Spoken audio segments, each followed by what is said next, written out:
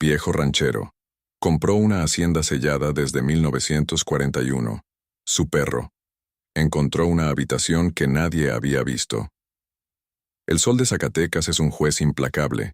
Cae a plomo sobre la tierra reseca, agrieta el barro y blanquea los huesos de los animales que no lograron encontrar sombra a tiempo.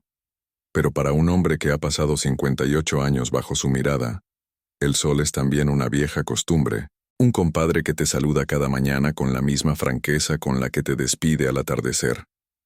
Mi nombre es Ezequiel Ramírez, y esta tierra, con su sol y sus espinas, es lo único que he conocido. Es mi herencia, y a veces, mi condena. Desde que Elena, mi mujer, se me fue hace 5 años, los días en mi rancho de siempre se hicieron más largos. Mis hijos, Mateo y Sofía, tomaron su propio camino hacia la ciudad, como hacen los jóvenes ahora. Buscan un futuro que no dependa de la lluvia ni del precio del ganado. No los culpo, pero su ausencia dejó un silencio que ni el mugido de 100 becerros podía llenar. Fue entonces cuando puse los ojos en la hacienda de la Soledad. Llevaba abandonada desde que yo era apenas un proyecto en la mente de mis padres. Sellada, decían en el pueblo desde 1941. Una cápsula de tiempo cubierta de polvo y leyendas. Comprarla fue una locura, un capricho de viejo, según me dijo mi compadre Javier. Usé los ahorros de toda una vida, el dinero que había juntado vendiendo el ganado más fino y el aguamiel de mis magueyes. Pero no era solo tierra lo que compraba, era un pedazo de historia, una respuesta a una pregunta que ni siquiera sabía cómo formular. Los rumores decían que la hacienda había pertenecido a un pariente lejano de mi abuelo, un Ramírez perdido en las neblinas de la Revolución. Buscaba raíces, supongo, algo que me anclara más fuerte a este suelo antes de que yo mismo me convirtiera en parte de él. Mi único compañero en esta nueva aventura era Tajo, mi perro, un Doberman de pelaje negro y brillante como la obsidiana, con una mirada tan profunda que a veces sentía que me leía el pensamiento. No era un perro cualquiera, era la sombra que me seguía sin hacer ruido, el guardián que dormía al pie de mi cama, el único ser vivo que conocía el tamaño exacto de mi soledad. Sus instintos eran una brújula en la que yo confiaba más que en cualquier mapa. Nos instalamos en la casa principal, una casona de adobe y vigas de madera que crujían con el viento, contando historias de fantasmas. Las primeras semanas fueron de trabajo duro, reparar cercas, limpiar los corrales invadidos por la maleza, evaluar los pozos. Tajo me seguía a todas partes, con las orejas alertas, explorando cada rincón como si estuviera tomando posesión del territorio, pero fue cerca de la vieja Troje, una construcción de piedra y adobe que se caía a pedazos en el extremo sur de la propiedad, donde su comportamiento cambió. La Troje era una ruina total. El techo se había vencido hacía décadas, y las paredes apenas se mantenían en pie, como viejos dientes chuecos. Yo no le había prestado mucha atención, más allá de considerarla un peligro para el ganado, pero Tajo parecía obsesionado con ella.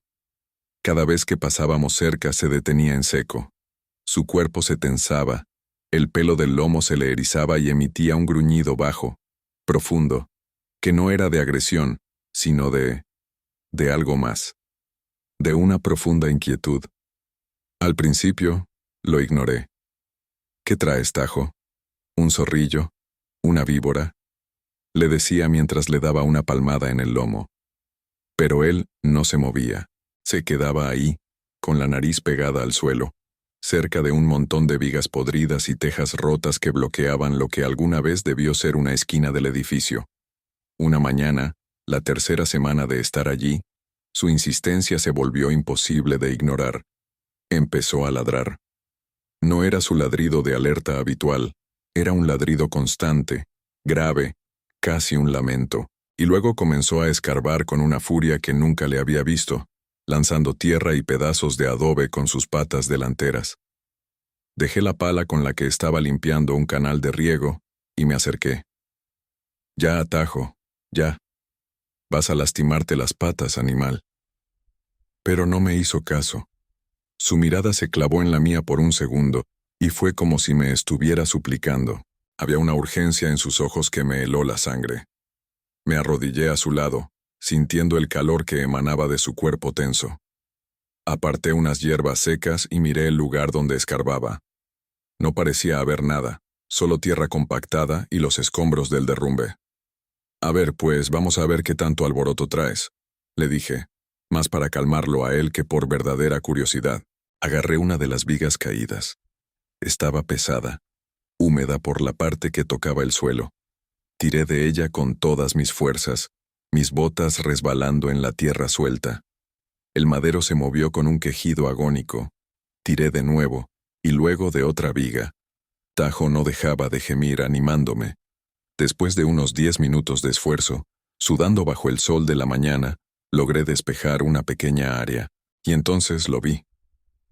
Debajo de las vigas y un montón de tejas rotas no había un muro de adobe como en el resto de la construcción. Había un rectángulo de madera oscura, casi negra por la humedad y el tiempo. Unas tablas gruesas, unidas con herrajes oxidados. No era parte del suelo, tampoco de la pared. Parecía una puerta, pero acostada, o una trampilla mal puesta. Tajo metió el hocico en una rendija y olfateó con desesperación. Mi corazón empezó a latir con más fuerza. ¿Qué era esto? La hacienda había sido sellada en el 41. Nadie había entrado ni salido en casi 80 años. Nadie conocía los secretos de este lugar. Volví a la camioneta por una barreta. El metal frío se sentía bien en mis manos sudorosas. Palanqueé una de las tablas. La madera protestó con un crujido que pareció romper el silencio del campo, pero cedió. Luego otra, y otra. Debajo, solo había oscuridad. Una oscuridad que olía a tierra encerrada, a tiempo detenido. Olía a secreto. Encendí la linterna de mi celular y apunté hacia el agujero. El haz de luz cortó las tinieblas y reveló unos escalones de piedra que descendían a la nada. Un aire frío, como el de una cueva, subió hasta mi cara. Tajo a mi lado dejó de ladrar. Ahora solo jadeaba, expectante. Miré a mi alrededor. El sol, los cerros pelones de Zacatecas, el sonido del viento entre los huizaches, todo parecía normal, cotidiano. Pero aquí, a mis pies, se abría una puerta a otro tiempo. Un tiempo que mi perro, con su lealtad y su instinto, se había negado a dejar en el olvido. Y yo, Ezequiel Ramírez, estaba a punto de descender a él. Bajar por aquellos escalones fue como sumergirse en agua helada. Cada peldaño me hundía más en un silencio denso, casi palpable. El aire se enrarecía, cargado con el aroma de papel viejo, de madera curada y de algo más, algo mineral, como la tierra después de la primera lluvia. Tajo se quedó arriba, asomando la cabeza por el hueco, gimiendo suavemente. Era como si supiera que aquel era un umbral que yo debía cruzar solo. La luz de mi linterna era un fantasma danzante que revelaba formas cubiertas por el sudario del tiempo. Estaba en una habitación pequeña, de no más de 4 por 4 metros. Las paredes eran de piedra sólida, no de adobe, lo que explicaba por qué esta sección de la troje había resistido mejor el paso de los años. No había ventanas. Era un sótano, una bodega, un refugio. El suelo era de baldosas de barro, cubiertas por una capa de polvo tan fina que parecía nieve gris. En el centro había una mesa robusta de mezquite y sobre ella un candil de petróleo cubierto de telarañas. A un lado, un escritorio con un tintero de cerámica seco y una pluma de ave que parecía a punto de desintegrarse al menor contacto. Había un par de sillas de tule, un baúl de cuero con herrajes de hierro, y contra la pared del fondo, un archivero de madera oscura. Todo estaba cubierto por sábanas de lino, ahora amarillentas y quebradizas, que se rasgaban al tocarlas. Era evidente que quienquiera que hubiera sellado este lugar, lo hizo con la intención de preservar su contenido. Me acerqué al escritorio, con cuidado de no perturbar demasiado el polvo que guardaba las huellas del último que estuvo allí. Sobre la superficie había un libro de contabilidad abierto. Las anotaciones estaban hechas con una caligrafía elegante pero firme. Fechas, 1938, 1939, 1940, nombres de pueblos cercanos, cantidades de granos, cabezas de ganado. Parecía un simple registro de la hacienda. Pero ¿por qué esconderlo con tanto celo? Mi atención se desvió hacia el archivero. Los cajones no tenían cerradura. Tiré del primero. Se deslizó con un rechinido quejumbroso. Dentro carpetas de cartón atadas con cordeles. Las abrí con manos temblorosas. No eran documentos de la hacienda, eran mapas de la región, dibujados a mano sobre papel tela, con anotaciones extrañas. Cruces marcando cerros, líneas punteadas siguiendo arroyos secos, nombres clave junto a ciertos lugares. El nido del águila, la boca del lobo, el descanso del peregrino. Eran mapas estratégicos, mapas militares. En otro cajón encontré fajos de cartas, atadas con listones descoloridos. La mayoría estaban dirigidas a un tal Coronel Valerio. La firma era siempre la misma, una I mayúscula adornada con una rúbrica compleja. Mi estimado coronel, la mercancía llegó sin contratiempos. Los caballos están listos. Esperamos su señal para movernos hacia el sur. Otra decía, la traición de los federales en Fresnillo nos ha costado caro. Debemos ser más cautelosos. La causa no puede permitirse más errores. La fecha de esa última carta me heló la piel. 20 de noviembre de 1940. Comprendí que no estaba en una simple bodega. Estaba en el cuartel secreto de alguien.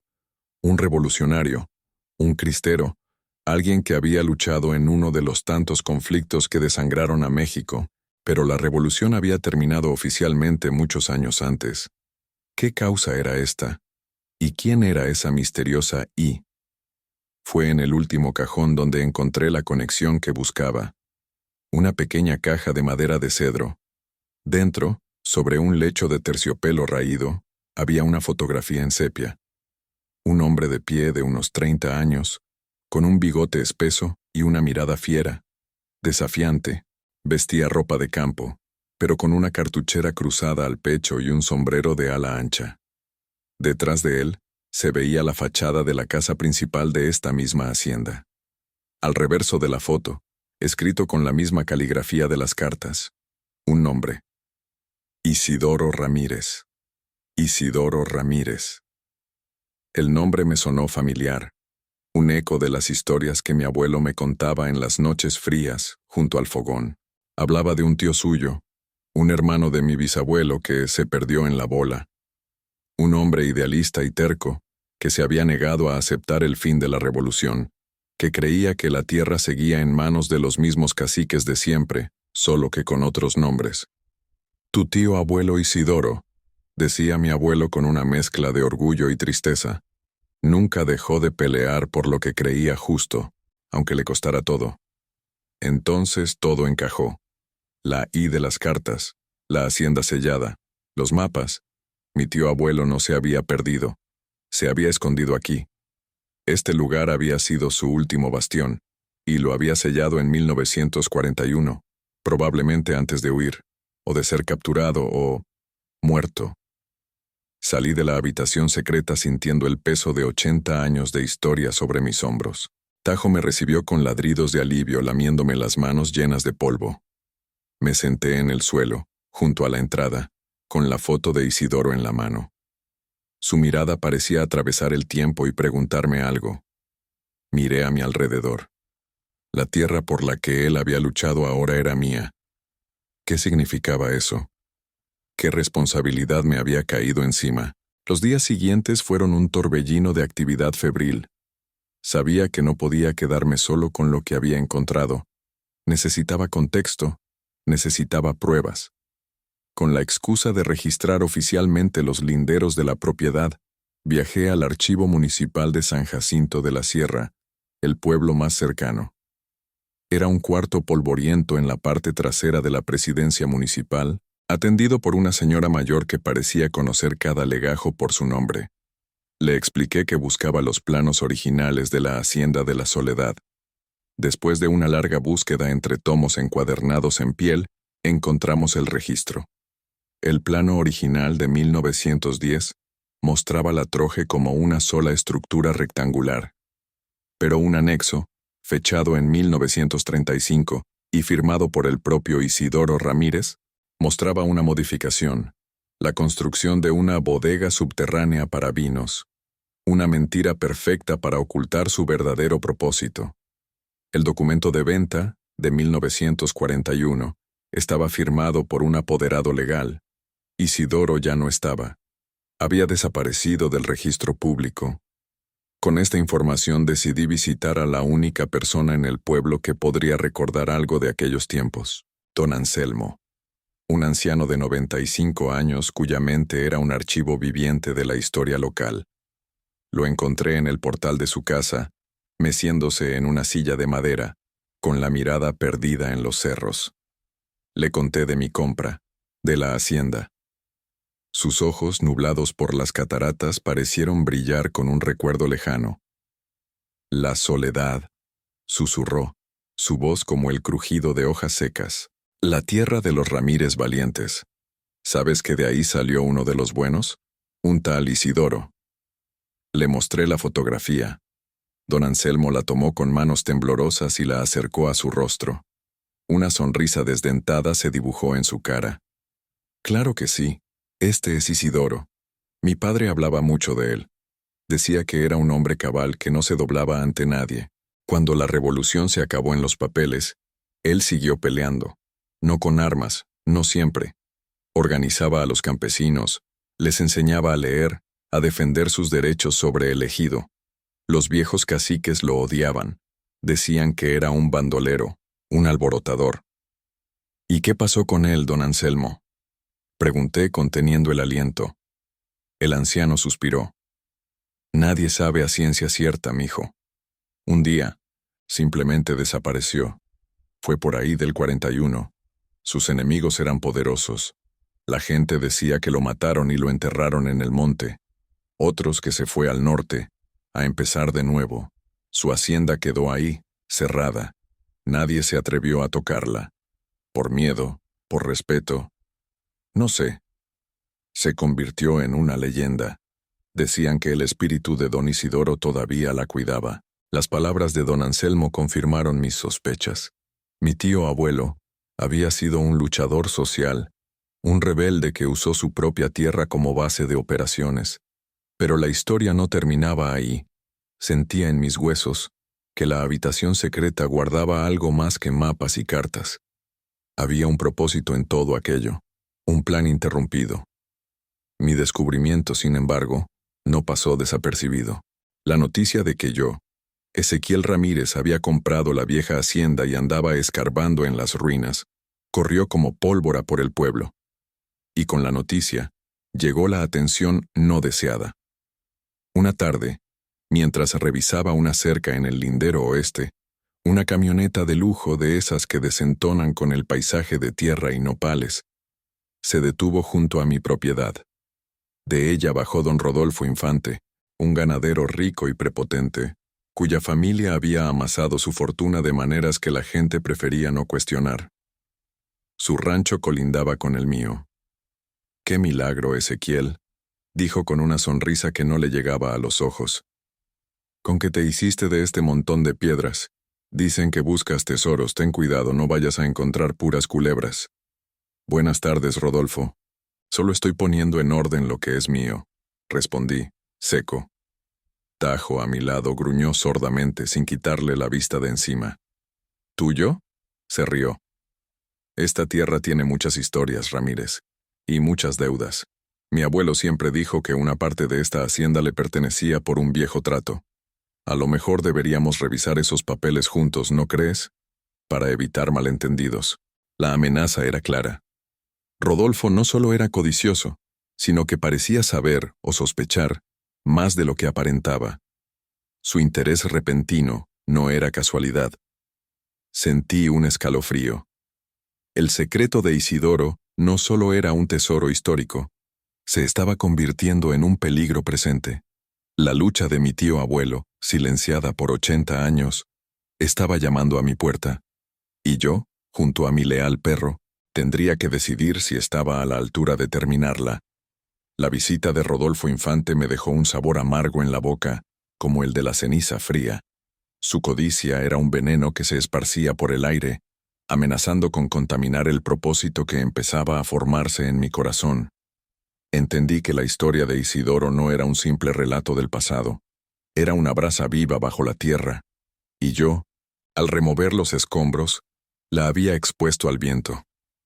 Ahora, dependía de mí que se convirtiera en una fogata que diera calor o en un incendio que lo consumiera todo. Decidí volver a la habitación secreta. Necesitaba entender el final de la historia. Las cartas y los mapas contaban la lucha, pero no el desenlace. ¿Qué buscaba Isidoro con tanto afán? ¿Qué era tan importante como para construir ese refugio y desaparecer de la faz de la tierra? Pasé horas allí abajo, a la luz de una lámpara de gas, con Tajo echado en el primer escalón, como un centinela imperturbable. El silencio del cuarto era profundo, pero sentía que las paredes me hablaban, que el polvo susurraba. Revisé cada documento, cada rincón. Abrí el viejo baúl de cuero. Dentro, encontré ropa de campo, un par de botas gastadas, un zarape doblado con esmero y, al fondo, una pequeña caja de municiones, pero no contenía balas. Estaba llena de medallas religiosas, un rosario de madera y un fajo de recortes de periódico, todos hablando de las injusticias contra los campesinos, de las tierras arrebatadas por caciques locales. Uno de los nombres que aparecía repetidamente como el principal acaparador de tierras era el de un tal Octavio Infante, el abuelo de Rodolfo. La sangre se me heló. La conexión era directa. La enemistad entre mi familia y la suya no era una simple disputa de vecinos. Tenía raíces profundas, manchadas de traición y opresión. Isidoro no solo luchaba por un ideal abstracto de justicia social, luchaba directamente contra el hombre que había fundado la fortuna de los Infante. Me senté en el suelo polvoriento, abrumado. Tajo bajó los escalones y se acercó, apoyando su pesada cabeza en mi rodilla. Su calor era reconfortante. Le acaricié las orejas mientras mi mente trabajaba a toda velocidad.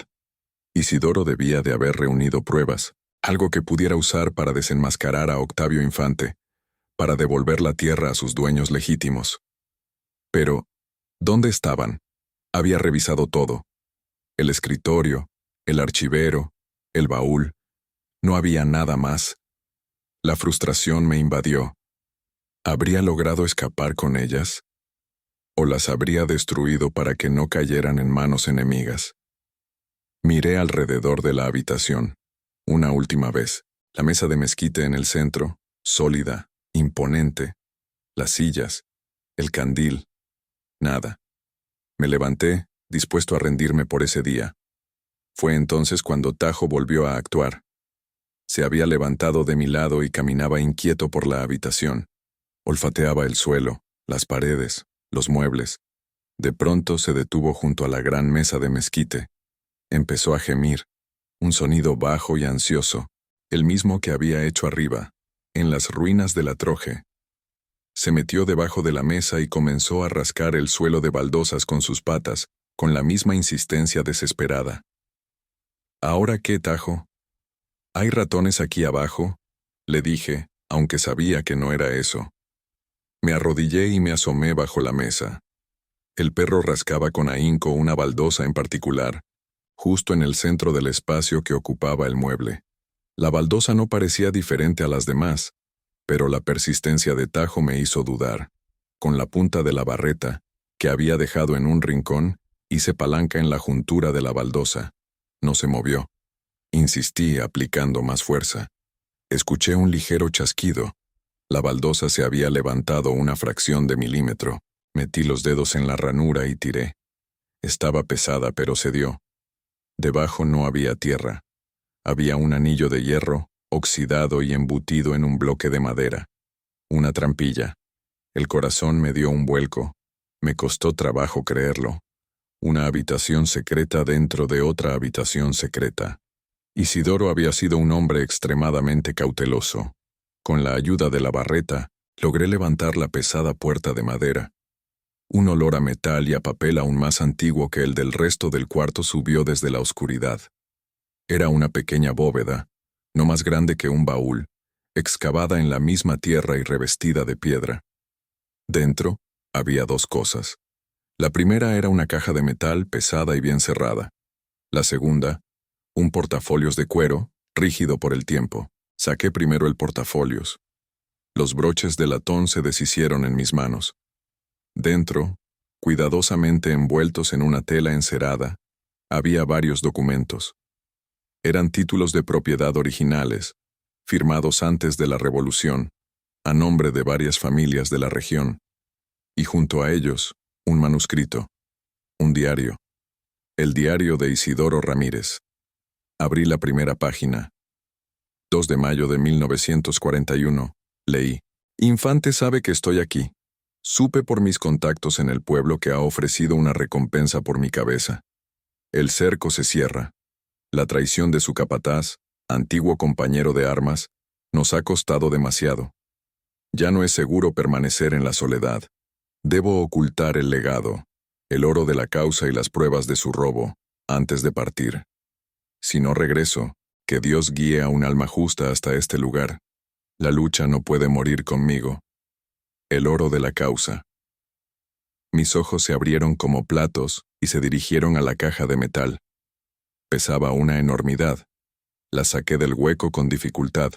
No tenía cerradura, sino un pasador de hierro. Lo quité. Levanté la tapa. El brillo que me devolvió la luz de la lámpara casi me ciega. La caja estaba llena de monedas de oro, centenarios, hidalgos, monedas acuñadas durante el porfiriato, una pequeña fortuna. Pero no era un tesoro para enriquecerse. Según el diario de Isidoro, era el fondo de resistencia, dinero recolectado para comprar armas, para ayudar a las viudas de los campesinos caídos, y finalmente, para comprar legalmente las tierras que Octavio Infante había robado, una vez que la justicia prevaleciera. Leí el diario durante horas, sin sentir el paso del tiempo. Isidoro relataba con detalle los engaños, las amenazas y los asesinatos con los que Octavio Infante se había apoderado de las mejores tierras del valle. El diario era una confesión, un testimonio notariado por el sufrimiento de un pueblo entero, y la última entrada me dejó sin aliento. 15 de mayo de 1941. Esta noche partiré. Dejo este legado bajo la sombra del guardián de piedra, mi mesa, la misma sobre la que planeamos tantas batallas por la libertad. Confío en mi sangre. Sé que algún día un Ramírez volverá a esta tierra y entenderá que el verdadero tesoro no es el oro, sino la justicia que éste puede comprar. Que mi sacrificio sirva para devolverle al pueblo lo que es suyo. A Octavio Infante y a su estirpe les dejo mi desprecio. Su fortuna está cimentada sobre la sangre de los inocentes. Que la historia los juzgue. Cerré el diario. Tenía en mis manos la prueba de todo. El motivo de la lucha de Isidoro, la evidencia de los crímenes de los Infante, y el medio para cumplir, al fin, su última voluntad. Tajo, que había estado observándome en silencio, se acercó y me lamió la cara, como si entendiera la magnitud del momento. Lo abracé con fuerza. Lo encontramos, amigo. Lo encontramos todo. Pero la alegría del descubrimiento fue rápidamente reemplazada por la tensión de lo que vendría. Salí de la habitación secreta con el portafolios bajo el brazo, dejando el oro bien escondido. Al llegar a la casa principal, vi la camioneta de Rodolfo Infante estacionada de nuevo en mi portón. Esta vez no venía solo. Lo acompañaban 2 de sus vaqueros, hombres de cara dura y pocas palabras. Rodolfo me esperaba en el porche, con una actitud de dueño y señor. Ramírez, dijo sin saludar, he estado pensando, y he decidido hacerte una oferta. Te compro la hacienda, te doy el doble de lo que pagaste, tómalo como un acto de buena voluntad. Esta tierra trae problemas y no creo que tú, un viejo solo, puedas con ellos. Su arrogancia era insultante. Me detuve a unos pasos de él, con tajo pegado a mi pierna, mostrando los dientes en un gruñido silencioso. Esta tierra no está en venta, Rodolfo. Respondí con calma, aunque mi sangre hervía. y menos a ti. Su sonrisa se desvaneció. Mira, Ezequiel, no me hagas perder el tiempo. Sé que has andado de curioso hablando con los viejos del pueblo, metiendo la nariz donde no te llaman. Hay historias que es mejor dejar enterradas. Mi familia ha sido dueña de estas tierras por generaciones. Tenemos derechos. ¿Derechos?, repliqué, levantando el portafolios de cuero. Los mismos derechos con los que tu abuelo despojó a media docena de familias, los mismos con los que persiguió a un hombre justo hasta obligarlo a desaparecer. Creo que los papeles que tengo aquí cuentan una historia un poco diferente a la tuya. La cara de Rodolfo se transformó. La máscara de prepotencia cayó para revelar una expresión de furia y por un instante de miedo. Vio el portafolios viejo y supo de alguna manera que no estaba fanfarroneando. «No sabes con quién te metes, ranchero de cuarta», siseó dando un paso hacia mí. Sus hombres se movieron también, rodeándome. «Creo que el que no sabe con quién se mete eres tú, infante», dije manteniendo la voz firme. «Te metes con la memoria de Isidoro Ramírez. Te metes con la verdad. Y la verdad, aunque tarde, siempre encuentra la manera de salir a la luz». El aire se llenó de una tensión que se podía cortar con un cuchillo. El sol del atardecer teñía la escena de un rojo anaranjado, como si la tierra misma estuviera sangrando. Era el momento de la verdad. La confrontación que había esperado 80 años para suceder estaba a punto de estallar en el patio de la Hacienda de la Soledad.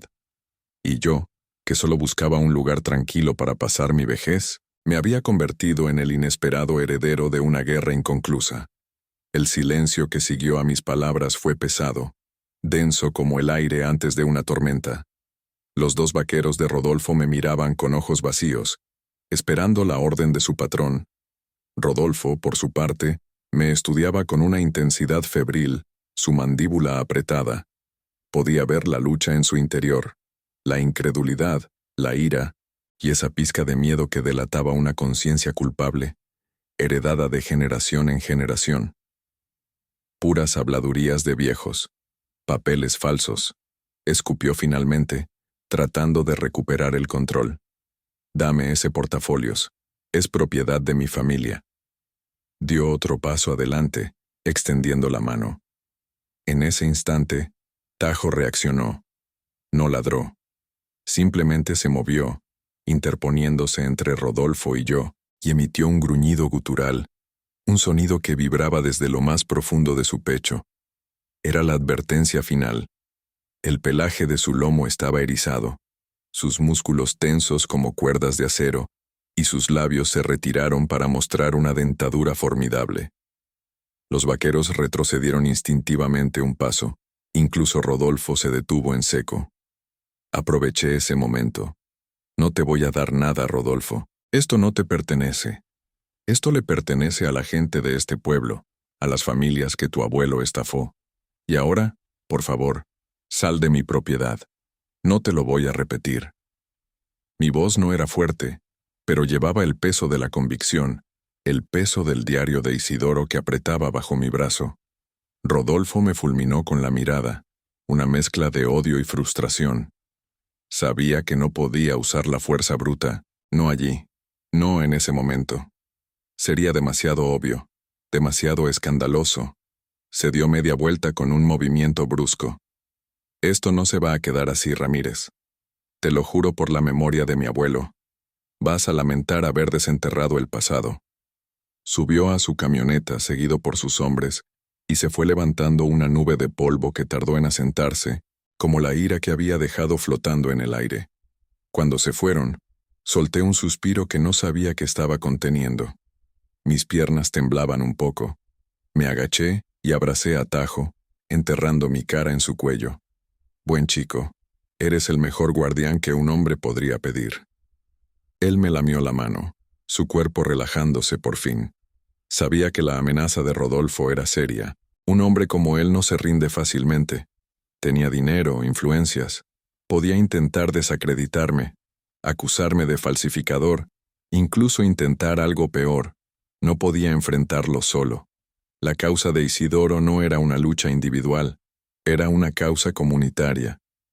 y era a la comunidad a quien debía acudir. Al día siguiente, muy temprano, fui a ver al padre Damián, el párroco del pueblo. Era un hombre joven pero sabio y respetado por todos.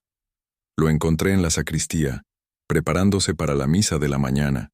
Le pedí unos minutos y, sentados en una vieja banca de la iglesia vacía, le conté toda la historia.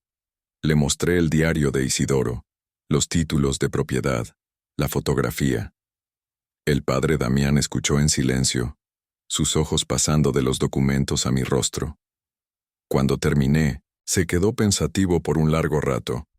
El único sonido era el murmullo de las palomas en el campanario. Don Ezequiel, dijo finalmente, su voz resonando en la nave silenciosa. Esto es un milagro. Un acto de justicia divina que ha esperado casi un siglo. La historia de don Isidoro es una leyenda aquí, pero siempre se contó en susurros. Usted le ha devuelto la voz y la verdad. Pero tengo miedo, padre, confesé. Rodolfo Infante no se quedará de brazos cruzados. Es un hombre poderoso. El poder de un hombre se mide por la verdad que defiende, no por el dinero que tiene, respondió el sacerdote con firmeza. No está solo en esto. Convocaremos a una junta en el salón parroquial. Invitaremos a los descendientes de las familias que aparecen en estos títulos. Invitaremos a todo el pueblo. La verdad no debe revelarse en la oscuridad sino a plena luz del día. La comunidad será su testigo y su protección. Y así lo hicimos. El domingo siguiente, después de la misa, el salón parroquial estaba abarrotado. El rumor se había extendido y la curiosidad era enorme. Estaban los nietos y bisnietos de los campesinos despojados, ahora convertidos en jornaleros, en pequeños comerciantes. Estaba don Anselmo, sentado en primera fila, con una expresión de solemne vindicación. Incluso Rodolfo Infante estaba allí, en el fondo, con una mueca de desdén, tratando de proyectar una confianza que era evidente que no sentía. Con el padre Damián a mi lado me paré frente a todos. Mi voz temblaba al principio, pero a medida que contaba la historia de Isidoro, de mi llegada a la hacienda, de la lealtad de Tajo, de la habitación secreta y del diario, mi voz se fue haciendo más fuerte, más segura. Leí pasajes del diario de mi tío abuelo, pasajes que describían la lucha, la esperanza y la traición. Leí en voz alta los nombres de las familias a las que pertenecían los títulos de propiedad que tenía en mis manos.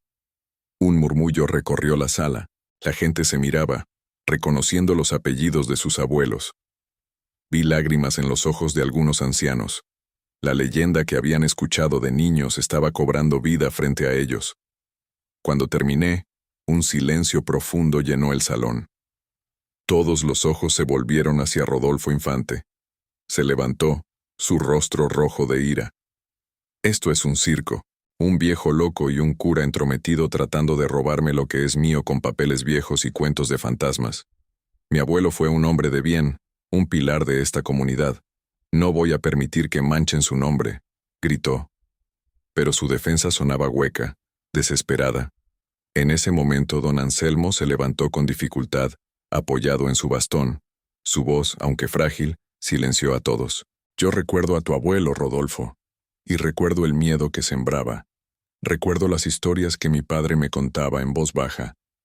Este hombre, dijo, señalándome, no está mintiendo. Está devolviéndonos la memoria que hombres como tu abuelo intentaron enterrar. El testimonio de don Anselmo fue la gota que derramó el vaso. El apoyo del pueblo se volcó abrumadoramente hacia mí. Rodolfo, viendo que había perdido la batalla por la opinión pública, salió del salón dando un portazo, derrotado no por la fuerza, sino por el peso de la historia. En los días que siguieron, la hacienda se llenó de vida. Los descendientes de las familias despojadas vinieron a verme, no con rencor, sino con gratitud.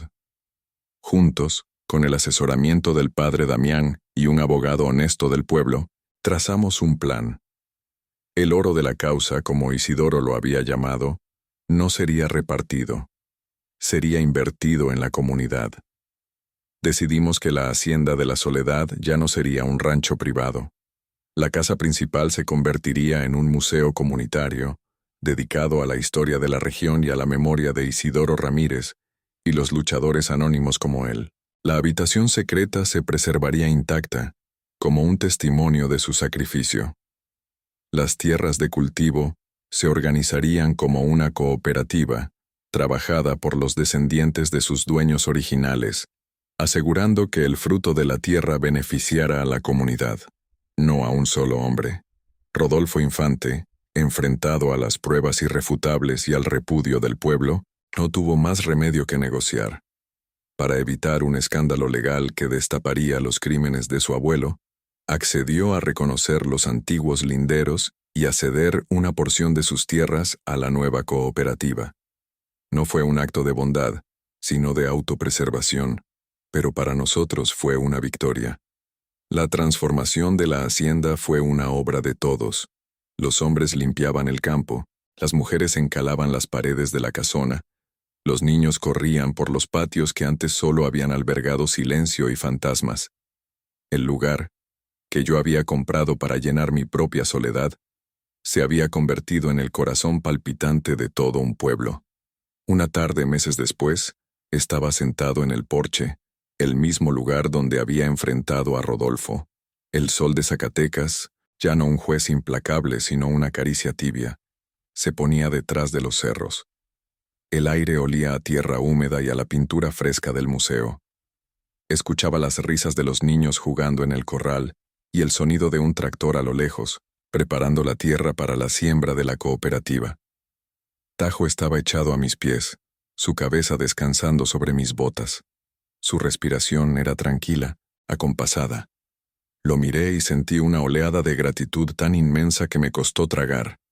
Este perro, con su instinto incomprensible y su lealtad infinita, no solo había encontrado una habitación oculta, había desenterrado el alma de un pueblo, había sanado heridas de un siglo, me había dado un propósito que nunca imaginé tener. Le rasqué detrás de las orejas, en ese punto que tanto le gustaba. Él levantó la cabeza y me miró con esos ojos inteligentes y profundos. No necesitaba palabras para entendernos. En su mirada vi el reflejo de nuestro viaje, la soledad, el descubrimiento, el miedo, la lucha y, finalmente, la paz. Lo hicimos, Tajo, le susurré. Le devolvimos la voz a don Isidoro. La Hacienda de la Soledad ya no hacía honor a su nombre. Ahora era la Hacienda de la Memoria, la Hacienda de la Esperanza. Y yo, Ezequiel Ramírez, el viejo ranchero que solo buscaba un lugar para esperar el final, había encontrado en el ocaso de mi vida el más inesperado y hermoso de los comienzos. Todo gracias a la tierra, que nunca olvida, y a un perro fiel, que supo escuchar sus secretos.